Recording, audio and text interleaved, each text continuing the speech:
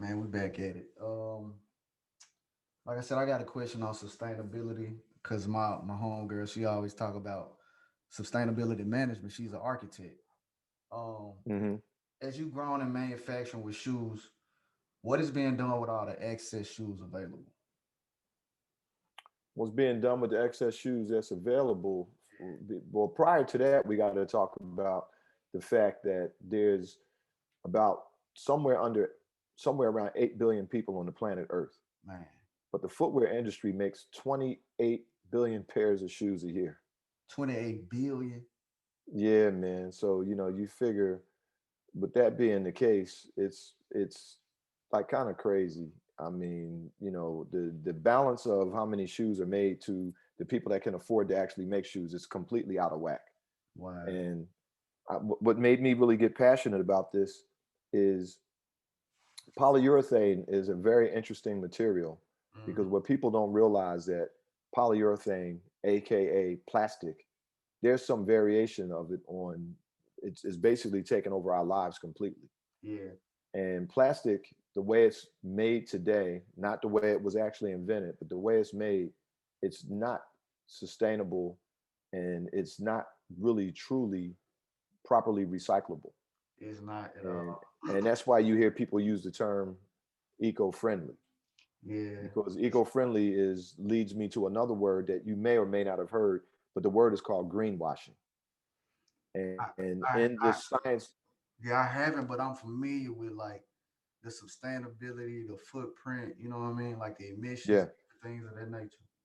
So basically, when people use the term greenwashing, what they're saying is greenwashing is a way of saying it's some BS, because people will use language to take you around something to make you think something is recyclable or sustainable when in reality it isn't. It's really not.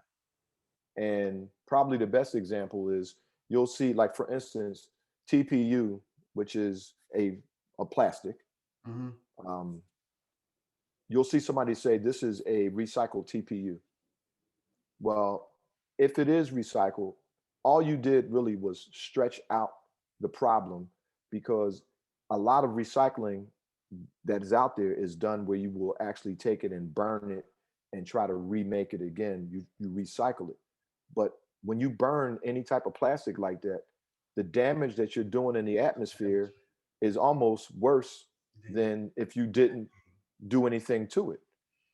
So I've been really, really fortunate because I work with a group out of UCSD, which is University of California, San Diego. Okay. And the scientists who actually are professors at their university, they got a laboratory. Mm-hmm. And over the last year or so, they've actually come up with a breakthrough. And the breakthrough is not a recyclable, but a renewable polymer, which in lay terms means a renewable plastic.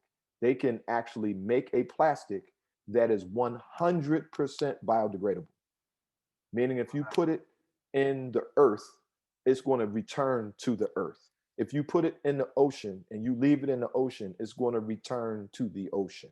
Mm. That doesn't exist. Nah. So, and this is something that they've catching, and I'll send you some things so you can kind of check it out. Yeah, I'm Um, definitely interested. yeah, there's a website. It's called algenesismaterials.com. If you check out Algenesis Material, and I'll send you a link so you can actually Okay, see it. okay. And I'm really blessed to actually work with these people. And my connection to them, and again, is what I was kind of alluding to earlier. You want to make sure you continue to network and you stay friends with people that, if they say they're your friends, you'll find out if they are when you don't work with them anymore. Yeah. So the guy that actually pulled me into working with Algenesis is a guy that I used to work with at Vans, Wow. and he actually became so passionate about trying to help save the planet from plastic pollution Yeah. that when it was time for them to talk about making a shoe, he called me and he asked me would I be willing to actually just consult with them and help them, and I've been doing that for about a year now. Dang. Yeah, so we're in the process right now of making, it will be the very first biodegradable shoe. So this is the actual shoe too.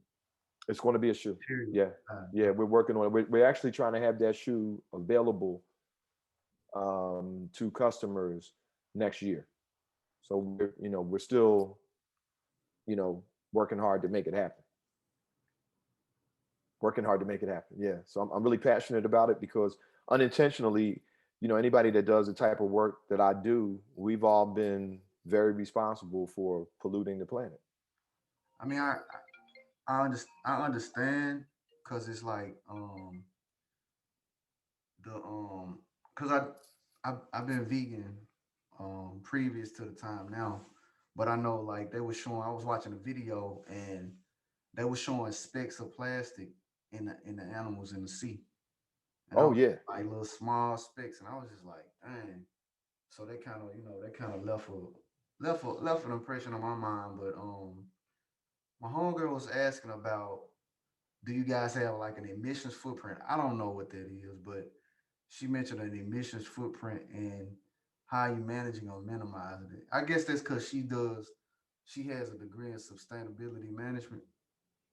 Okay. That's coming from. So I don't know what the hell she's talking about. Well, what I'll do is when I send you this link, you can share it with her, Okay, I do that. and that will actually break it down because a lot of people don't even think that what Algenesis has done is even possible. I mean, But I mean, it's for me. It's got to be possible with like knowing that there are ways that business is created in order to create a solution to a problem. well, the answers are things that were always at our disposal, but we were too smart. And when I say we, I'm talking human beings. Yeah. We were too smart to go the right route because the key to success is that any any plastic that you make and you want it to actually be um, renewable, not recyclable, but renewable, it has to be plant based. Mm. And the guy who is the head of our whole team, who's a very, very famous scientist, his nickname is um, Dr. Algae because he really works with algae, and Algae he got that nickname from Barack Obama. for real. Yeah, he's a very, very famous. He's up there like the way we see Fauci. Yeah. So and I'm just really fortunate to even be around this guy. Yeah. And yeah, he's super smart, and he's with has a team of super smart scientists, and they're all really passionate about trying to use plastic, making it renewable, and allowing that to be the way it should be. So now my whole world is different now because now that we live in this pandemia, which is what I call it, and we're in this COVID space, and you order some food, you notice when you get food delivered to you, it always has a little plastic forks and all of that stuff in it. Mhm. And Now that's that's that's biodegradable. that's some of the worst because that's a one-time use only. Yeah.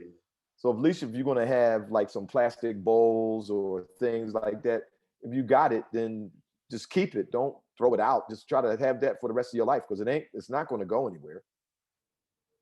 And and at some point in time, we're going to attack all of these different products that are out there. So for me, it's expanding myself because this is not just a footwear play.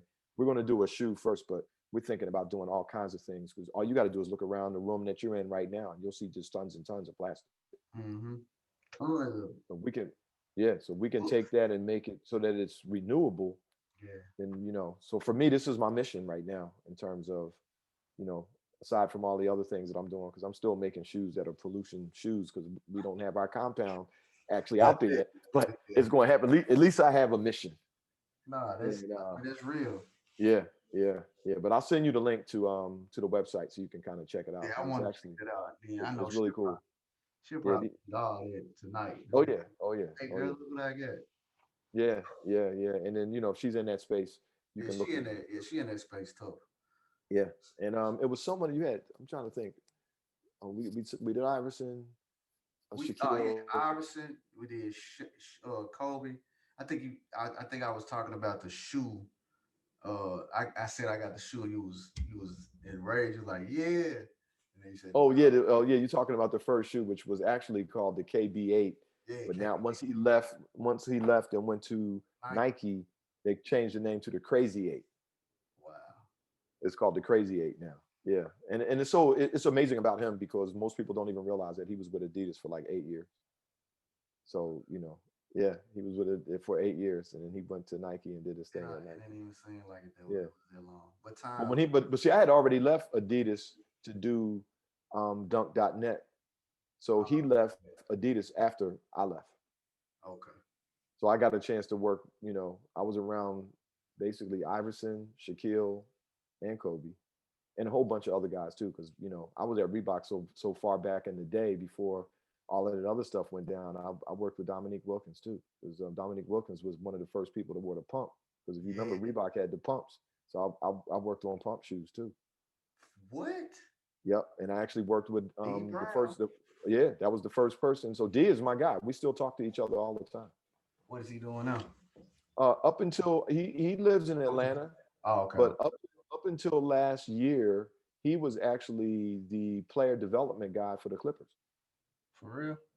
Yep. So I used to talk to him all the time because I live in LA and the Clippers is LA. Like, So yeah, and we actually reunited because when the All Star game was in North Carolina, which was like 2 years ago, mm-hmm. I literally was walking down the hallway in the hotel and I seen him and he seen me and we was like, ah, it was the first time I had seen him since Wow. back in the day. Yeah, Oh, yeah, yeah. So since then, he and I have actually stayed in contact with tight. each other. Nah, Yeah. that's So what's D up. is my guy. Man, Yeah. Dominique's Wilkins is the family name, so he might be some kin to me. Well, I'll Long tell you one thing, man. I think he caught more bodies than anybody in the what? history of the NBA. Talking about I'm trying. ugh, He caught bodies. Oh yeah, He caught bodies. he was a He body caught catcher. bodies. He could have Yeah, been he he could have caught been it. a Yeah, villain man. like Jason and Freddie, you know. Man, I'm telling you, he was catching bodies. People don't even understand that. And he Oh got close my to goodness. 27,000 points, and people don't know that either. And a lot of times when you don't win a championship, you don't get your flowers, man. Nah. Yeah, because he was oof. What about that rain? What about that rain man? Did you do that kamikaze too? Yeah, I was working with him too. And Sean Kemp. yeah, for sure. For Somebody sure. That told was everybody just throw the ball anywhere. I'm gonna go get it. I'm like, yeah, well, it's a shout out to my man John Morris because it was a dude named John Morris that actually did the first kamikaze. for real. Yeah, yeah, yeah, yeah, yeah. That was a crazy time, and it Wow. was some just great people that I was working with, um, and also believe it or not, you may remember this, but the only football player that really really had a strong shoe was when the Cowboys was winning Super Bowls. Emmett Smith had a shoe called the ES-22. Yeah. And that's a shout out to one of the greatest designers of all time, a dude by the name of E. Scott Morris, who me and E. Scott are so close that his name is E. Scott and my son's name is Derek Scott. So I don't have to say nothing else when you Oh, talk about my oh, guy. And he actually lives in China right now with his family, and he's actually working for the biggest Chinese sportswear brand, which is called Anta, Anta. okay. And to bring some relevance to basketball about Anta is the brand that Klay Thompson wears. Oh, And he got a big time deal. Klay Thompson has been with Anta for years. so Yeah. you know who I thought? I thought you was gonna say Lee Ning. Is it Lee Ning? Or Lee? Li Ning is a big brand over there too. And I know the Li Ning folks too. But Li Ning and Anta are almost like Pepsi and Coke. Okay. Yeah, they big time. But it's a bunch of brands over there too, because 361 is over there as well. It's a whole bunch of Chinese brands out there. And I've consulted with a couple of them from time to time and flirted with the Chinese brands and spending a lot of time in China. I'll be watching how they do because China, believe it or not, we have about 330 million people in the United States. China has 600 million NBA fans. So their NBA fan base is double the population of our whole country. That's how important basketball is in China. Damn. Yeah. That's a religion. Yeah. That's why Jimmy Butler just signed a deal with Li Ning because he's on the Heat. And Jimmy Butler clearly must be cool with D Wade because Wait, D Wade has been with Li Ning with his own brand, which is yeah. called Way of Wade, for better part of 10 years now. I mean, it makes sense. Yeah. Yeah. Yeah. So, Really so does. one of the factories, the factory, the dude who made D Wade shoes, I work with him a lot. So that's why the quality of the stuff I do is really, really good because I'm in that factory. And the Mm. factory that actually makes Klay Thompson shoes, I work with right now, I work with a basketball player who's injured, but he's a point guard for the Brooklyn Nets named Spencer Dinwiddie. Wow. And yeah, and Spencer has his own brand, and Spencer shoes are made at that factory as well. Man, Spencer and I went to 2 years in a row. Spencer and I went to China during the off season so that he can actually get a sense of what the whole process is. So that was also something really cool as a black person. You know, a lot of those factories make shoes, but that was the first time that a guy went there that wasn't with Nike, he wasn't with Adidas. He just me and him went over there with our team, and we went and hung out for like a week, just man, hanging out in the factories and learning the process, and and I was just showing him around, and just doing what I know do. what's you know what's crazy? I sent him the basketball porn because I was intrigued by how he had his website set up. He was talking about Hmm. doing a contract with the cryptocurrency, Which he did.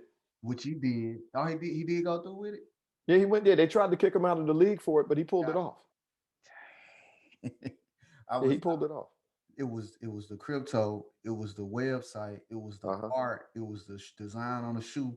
And I was like, bro, just check out the porn. But I never heard back. I never heard anything from him. Yeah, So I yeah. was No, like, I was kind of the semi. I'm gonna say what he said on ESPN because he called me out on ESPN, so I give him a lot of love for that. But he told him on ESPN, he was like, "How you pull it off?" He said, "The brainchild behind my shoes is a guy named Rob Purvy." So I was like, "Wow." I wanna talk to that. I wanna pick that man brain, man. Like Oh yeah, talk to him and just because I was just like, I think it was that because it was him and it was Wilson Chandler too. Because Wilson yeah, Chandler was talking about the crypto big too at that time. yeah, And yeah, then Whitty stood out. yeah. I was like, No, he's something different about that dude. Like he's a very very smart guy. I mean, a really smart guy. he is a And savage too. yeah, we talk all the time. As a matter of fact, I'm gonna show you something right now. I'm gonna just step Okay. away for a second. All It's right. right in this room, so I'm not gonna be going, but All right. less than a second.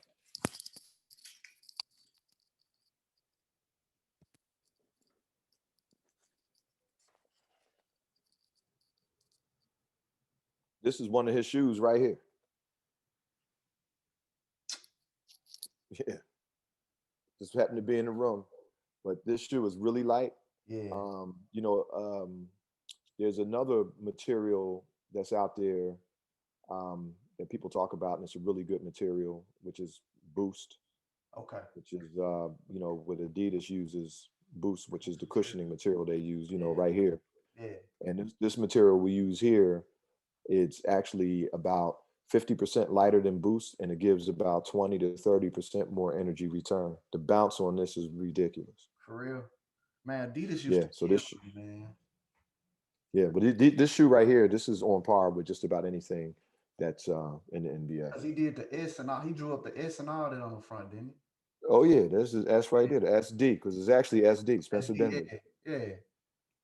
Yeah, and the name of the brand is called Kairos, and his number used to be 8, so he still Mhm. maintained it, but Kairos is K8IROS. And Wow. Kairos is like a Greek mythology Mhm. because Zeus's youngest son is Kairos, which it goes with chronology, which goes with time. Ah, yeah. And basically, what he's saying with the brand Kairos is, it's my Oh, time. yeah. Yeah, Wow. yeah, yeah. Yeah. So, but he came up with all of that himself. He really had his whole vision Vision. on what the brand should be. Mhm. Back in 2018, me and him kind of met over the course of a few weeks, just trying to, just developing a relationship and everything. And then he said, I want you to make my shoes, but I want to go to Asia too. I want to learn the whole process. Yeah, So, cause that was I wound up reaching out to him on Twitter. That's what it was. And then it was like he was gonna take like 8 people to the All-Star game. Whoever yeah, had invested. Yeah, yeah, I remember it now because he yeah, to the All-Star game that year. yeah, yeah, yeah. Because he won the skills competition in 2018. Yeah. And that's what really kind of Moved pull him. him on the map. And Yeah. he seemed to come out of nowhere because the Not too injury he just got, he had a much worse version of that in in college, and college. that's Yeah, in yeah, yeah, Colorado. yep, in Colorado. I've been keeping up with him. Yeah, exactly. Yeah, so Yeah. that's my guy, man. So all of them dudes from the past we talking about, but again, I said it to you earlier. I'm not changing with the times. I No, it's changed it. changing time. Yeah. Yeah, yeah, yeah. So me and him talk, and it was cool because a lot of the, one of Spencer's big inspirations in basketball was Kobe. Yeah, You yeah. know, and I can see that in the game. it was Kobe. Cause he was So hooping. yeah. So when he said that, I was like, oh, okay. And he said, you worked with him too. I said, yeah, dude, I got you. Don't even worry. Yeah, I mean, And he made it so much easier for me because he's so smart that when I talk to him, we actually use footwear nomenclatures and footwear terminologies because as time has gone by, he will hit me up and just ask me a question or what is this or what is that? And the next thing you know, boom, he's already on it. So we're actually, I'll send you a video of the progress of his shoes because I'm in the process right now of finishing up his third shoe. And yeah, and I need to you be didn't get a chance somebody. to see it. I need to You, be somebody, a brand ambassador or something. Let me just, right, you can didn't I get to get see in? the third shoe Can I be a because he flower? got hurt.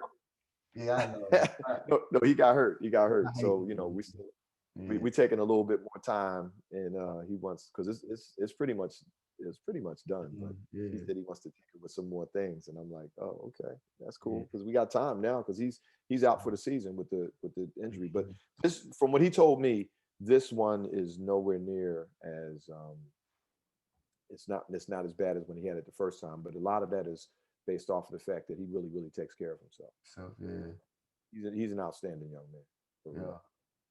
yeah. Yeah, yeah, yeah. So I got a few more questions, and it is around the same thing with okay. how has technology affected the shoe industry? From the beginning to now, present day. Hmm. Well, I I'm, know I'm it's gonna start my answer. I'm gonna start my answer with when I was at and one because we didn't even talk about that. I was at Oh, and one. I was you at know, and one for like hey, yeah, look, I yeah, had them yeah. shoes with them shorts. Hey man, I'm setting the ground. Yeah, I Yeah, had it. I was at the last resurrection of it because I wasn't there with the original founders, but I knew some of those guys really well because the brand was founded. It was founded in Philadelphia pretty much because they all went to Wharton.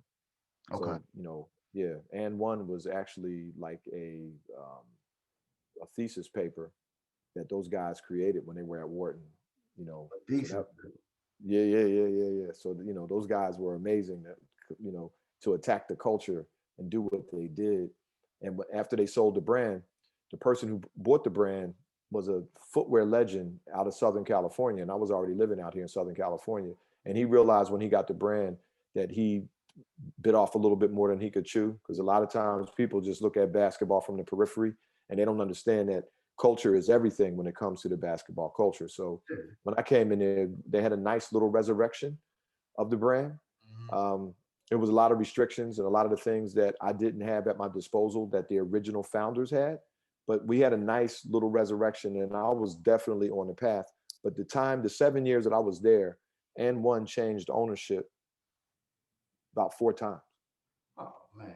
And yeah, and I was able to survive through 3 of those changes. And we were doing okay internationally as well. And that Mm. was another thing about AM1. They had a really we had about 25 different distributors, meaning we were in 25 countries outside of the US as well. So for me that was actually a great opportunity and a great situation as well. But when it comes to technology, just get back on topic. When I was at AM1, I started calling it philosophy because a lot of times footwear performance shoes is really more about the philosophical approach that you come to solve the problem. A lot of these so-called technologies do not necessarily make it better. Mhm. And I kind of jokingly say to people a lot, if you can put something in a shoe that don't fuck the person up, you can call it a technology. I'm not going to call out any technologies that aren't technologies, but we kind of use the word, I think, and not the people who actually are innovative, not the people behind the scenes, but on the marketing side of things, a lot of times they're using the word technology when it's not better than what it could be. Yeah. It's not better than a more basic pair of shoes.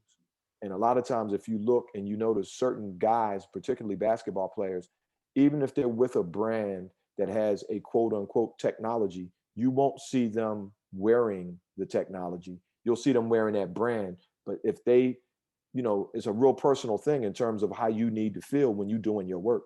Mm-hmm. And sometimes it's a guy, and I won't say his name, but it's a guy that is a really famous dude. He's retired now, but he became famous because he wasn't wearing some of the new shoes that that brand had. He was wearing something that he wanted to wear all the time. And he was like, I'm wearing these. I'm wearing. You might be able to figure this dude out, I but he know. was I wearing that. know. It's Yeah. what I know. I wish I Yeah. could So he cheat was wearing, today. yeah, he was wearing something that basically people was wearing it as a lifestyle shoe, but he was wearing it because that's what he wear and that's how it worked. And Yeah, that's how it went down. yeah. So, so I started using the term philosophy I got you. when I was at and one because we had a certain philosophical way we were building the shoes. Uh-huh. Because to me, as a basketball player, what you want to try to accomplish is you want to give the person as much cushioning as possible without overly moving them away from the floor. Because Yeah, when you hooping, you want to feel it. yeah.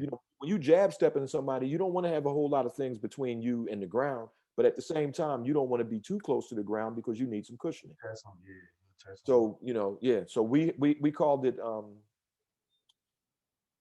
it was LTG and LTG philosophy, and it was low to the ground. LTG philosophy. And I had that on the bottom of all of the Dang, shoes for a while.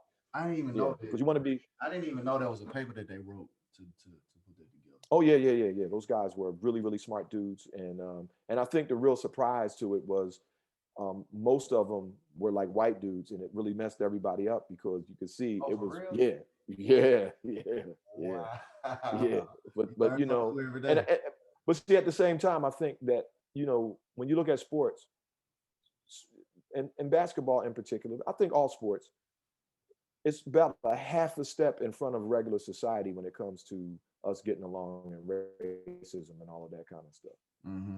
And I think that's probably why I was able to do okay when I was working at the brands that I mentioned, because it may be rough in the beginning, but when you're around somebody every day, you travel to Asia with them, you play sports against them, you end up to breaking bread with them, and they find out that we're not really as far apart as we all think we are, Yeah. you know. And I think if I was working in a different industry, I probably would have had a much tougher go because sports is definitely the common denominator. And I'm not saying there's no racism there, but I don't think sports is as bad as if you work at like an insurance company. Oh yeah, yeah. I know what you mean. Yeah, it's not the same. It's not the same. So, but the technology thing I find really, really interesting and really funny because I see so many things, man. There's two things that have really made me laugh, and this is partially what should be the book, so to speak. Yeah, it was like, where's the guy? Where's the Yeah, book, yeah, bro? yeah, yeah, yeah, yeah. And I guess because I'm still grinding and going, but I got to step away and actually do the book. Books is actually books, Yeah. but I think the thing that's really interesting is they have a thing that is proprioceptic, which is what your mind tells you of what's going on.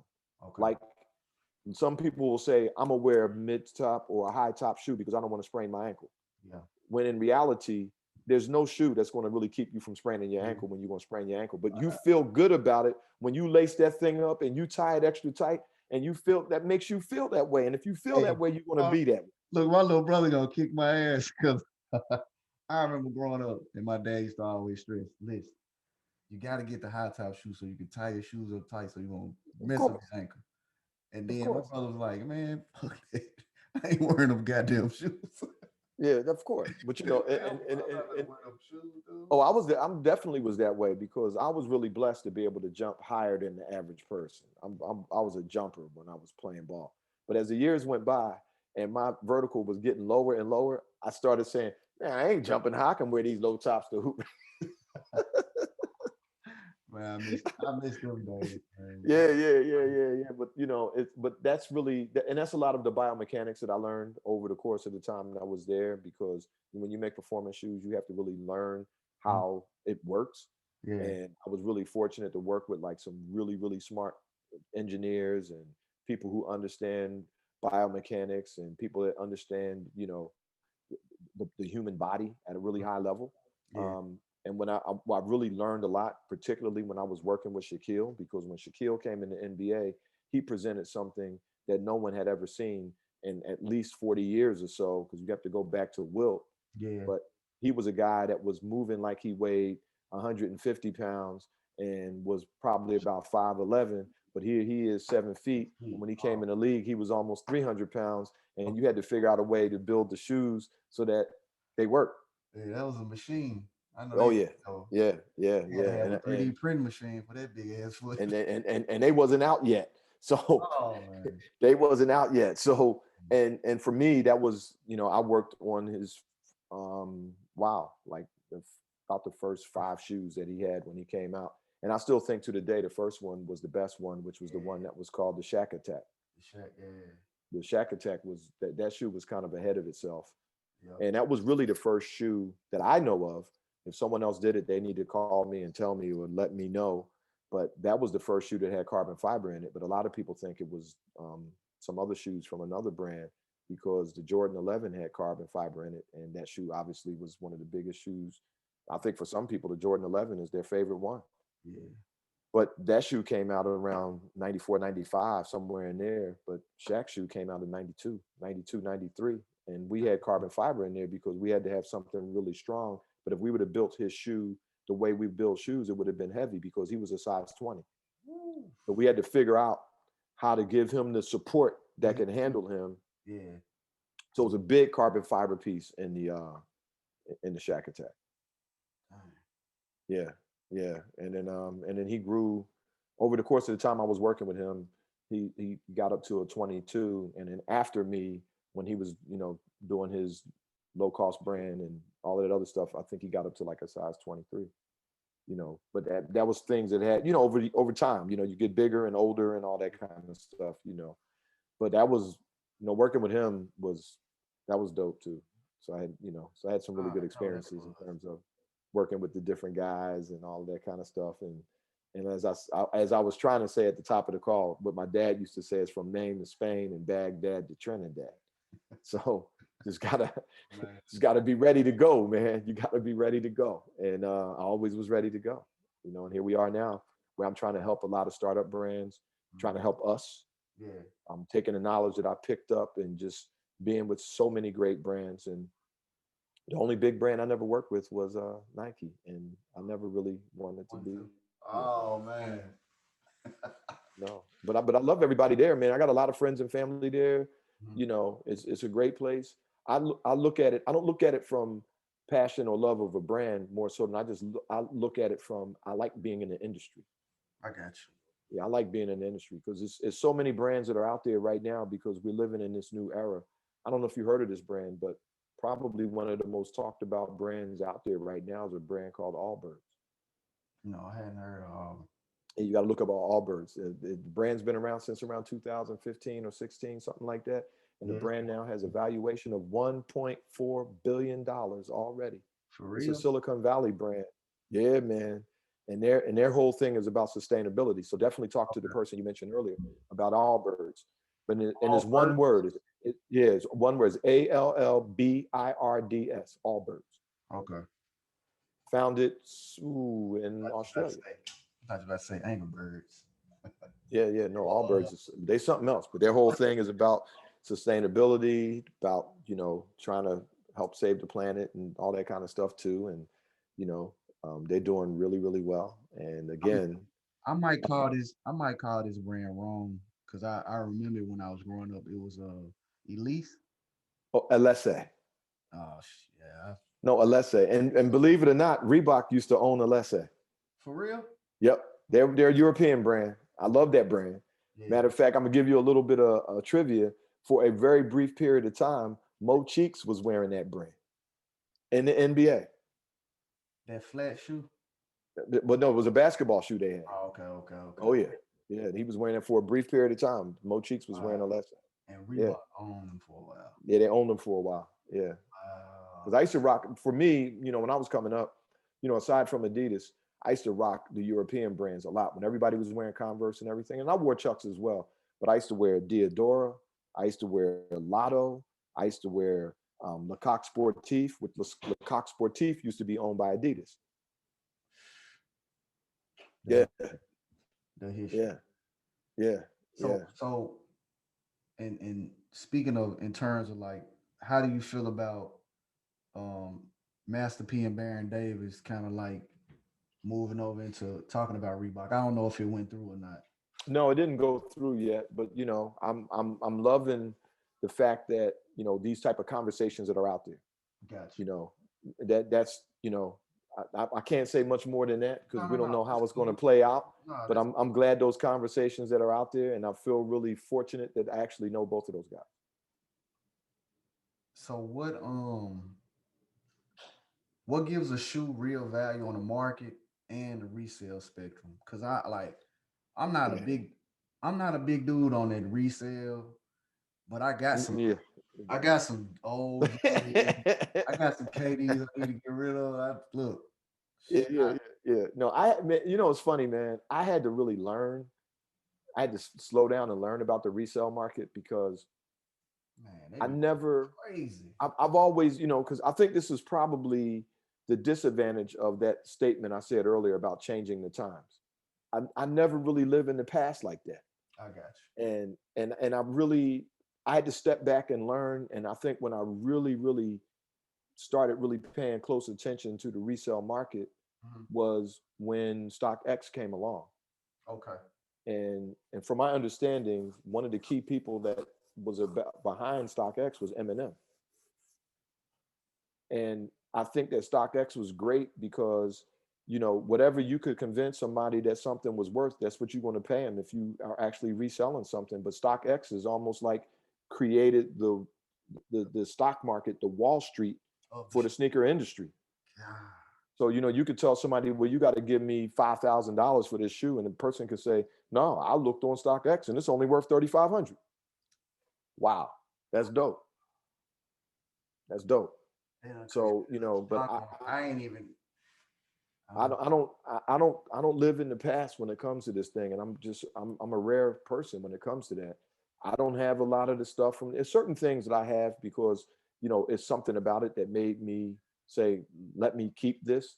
But I've never, and it's been probably detrimental to me because it's a lot of people out there right now that if this economy collapses, they can just go ahead and sell their stuff and probably be able to survive off of just selling their stuff.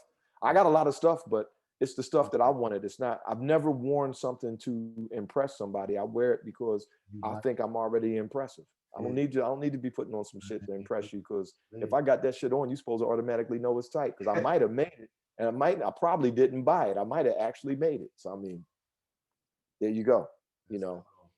That's but the cold. resale market, I mean, it's huge. I mean, and it's special. And a lot of these, you know, conventions and all of these events that they put together for the resale market, Yeah.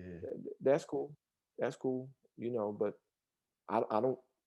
I'm thinking about what's not out yet.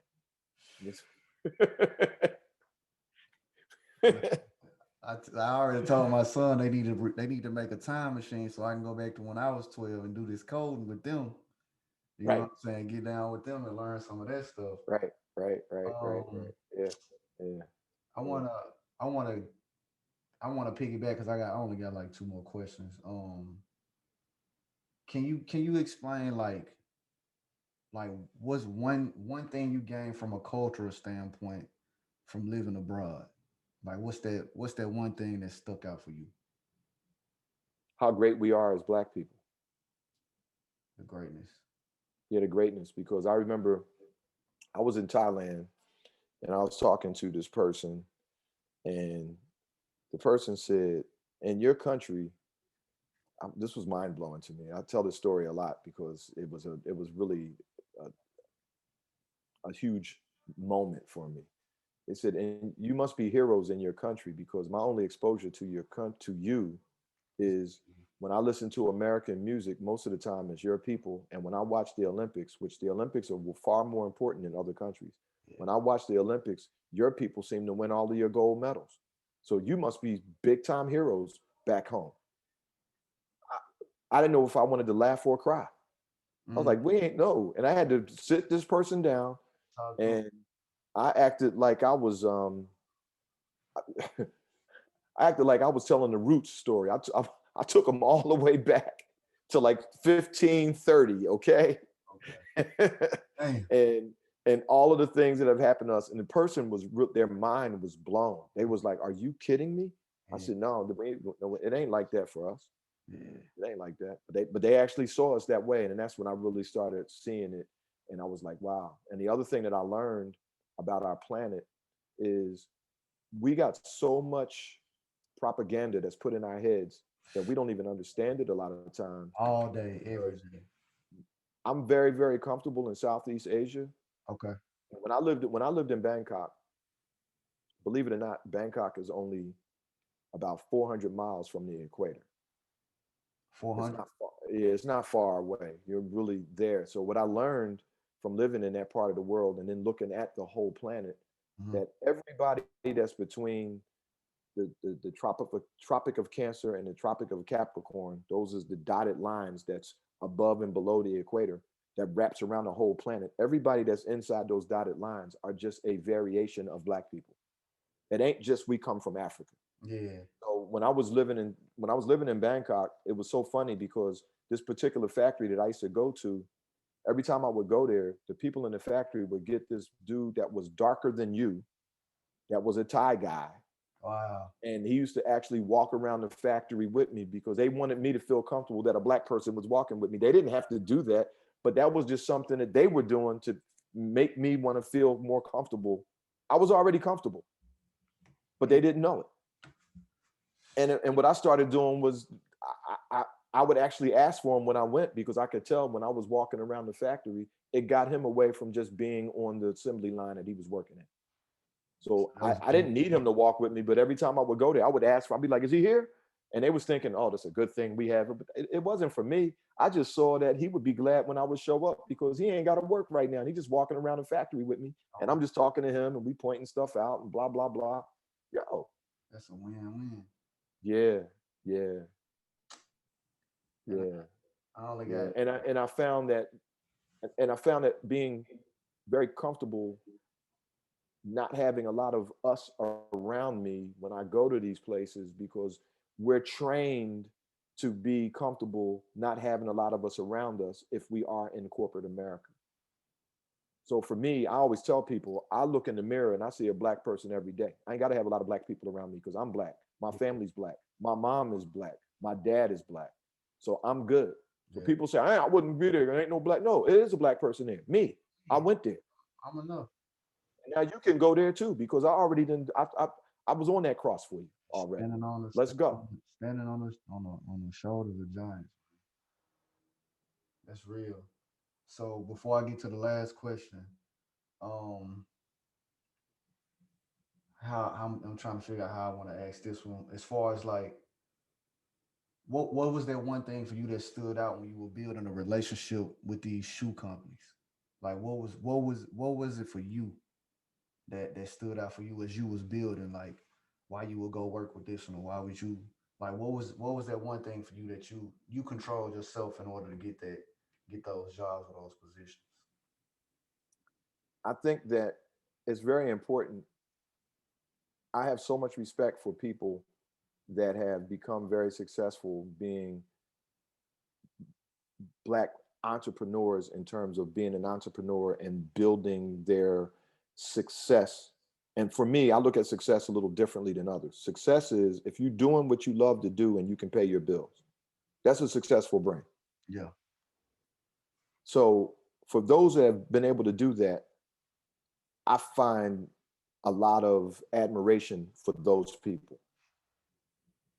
But at the same time, it's more than one way to skin the cat.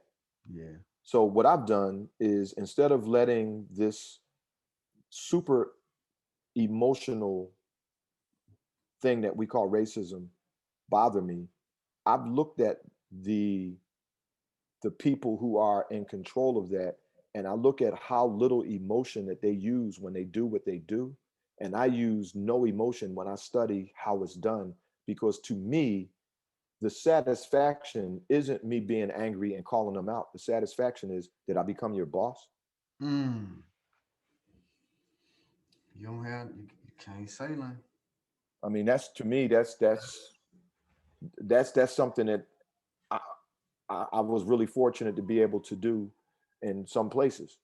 you know. So, and that wasn't easy because as soon as you walk in, they don't want you to do that. So I used to take the time to really study about what makes them tick. Mm. And at the same time, when they see that, a lot of times they'll actually respect you because they've seen what you've done. And I don't really care what you say when you are behind my back. I don't care what you think because you shouldn't be caring what I'm saying when I go home. Because again, when I used to come home from work a lot of times, this is back in my married days, I would come home and she was, how was your day today? I said, Denzel ain't got nothing on me. I just want an Oscar again today. I want an Oscar today. You have no idea. And we would laugh about that. Yeah. And we was doing good and we was raising the kids and we had nice cars and traveling and doing what we do. So, and just trying to be a good example to my children because my oldest daughter is actually married to a guy from Argentina. So we never really looked at we're citizens of the planet. Yeah. I'm a black man that's an American, but I'm looking at the whole world. I'm Yeah. not just, and it's not about that. Don't let yourself be myopic. You Yeah. gotta, So you gotta look at everything. It's this, it's just the way it is. So, for me, I'm thankful that the footwear industry has allowed me to be able to see the world. man. So this is the last question before the shape up.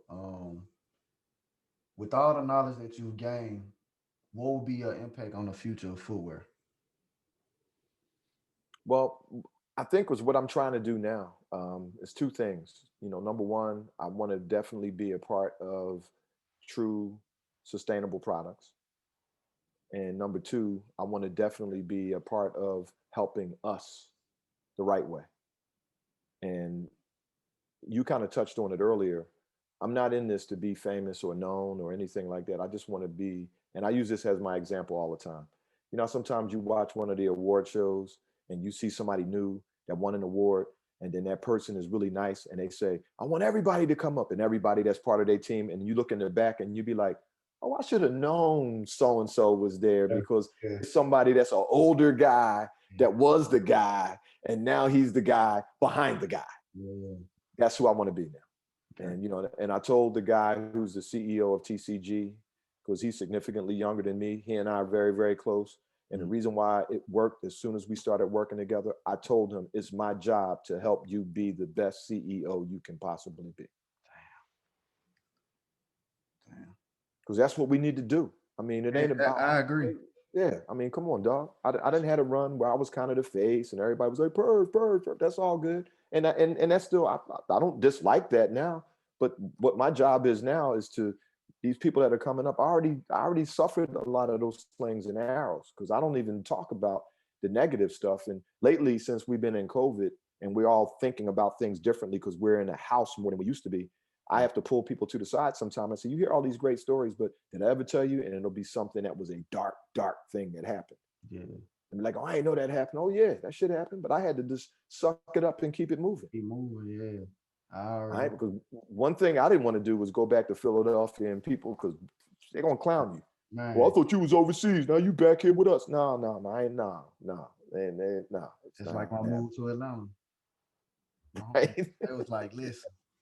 My homeboy was like, listen, man, you bring your ass back, we're gonna whoop your ass. I was like, stay where I'm at, cause y'all, and because Yeah.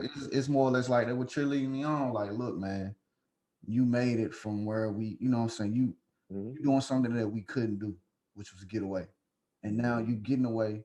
And it's been, it's been times where I was like, man, I'm gonna come back. They're like, no, stay where you at, get to where you getting to. And it's like the more that I stay down, I'm seeing up the road why, you know what I'm saying, I should Hmm. stay down.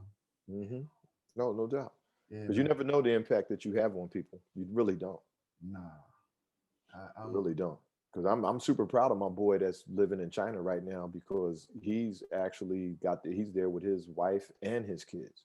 mm, And and when COVID rolled in, he couldn't get back to the U.S. and he thinks that um, the U.S. was actually not letting his cards work because since it came from China, they didn't want him. They want, but it ended up being great for him at the end of the day because they seem to have handled it better than we've handled it here. Yeah, I can see So that. he didn't get it because we all. I think all of us know a bunch of people that done got COVID. Oh yeah, bunch of people. Yeah. So I mean, it's just time to stay vigilant, stay humble, and be confident. And that's Yeah, really that. man. Those two things right there don't necessarily go together. But you Look, gotta I don't got even have to ask you for. I was like, man, Rob, man, you gotta let the people know something. But you just, you know what I'm saying? Like, hey, yeah, stay humble, man. Stay on it, man, for real. yeah. Stay humble and be confident. Because humility is a beautiful thing. Because I was talking to somebody, I was talking to this dude the other day, and he was like, "You keep telling me what you do." I said, "No, you keep saying stupid stuff, so I have to tell you what I did, so you don't say stupid stuff.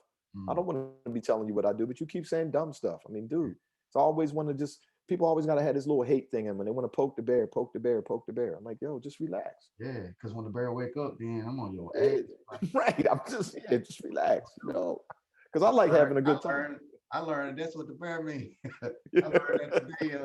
One of the girls at work. yeah, just relax, just Wow, relax. man. But it's cool. I'm just glad we had this time, man. Yeah, I am too, man.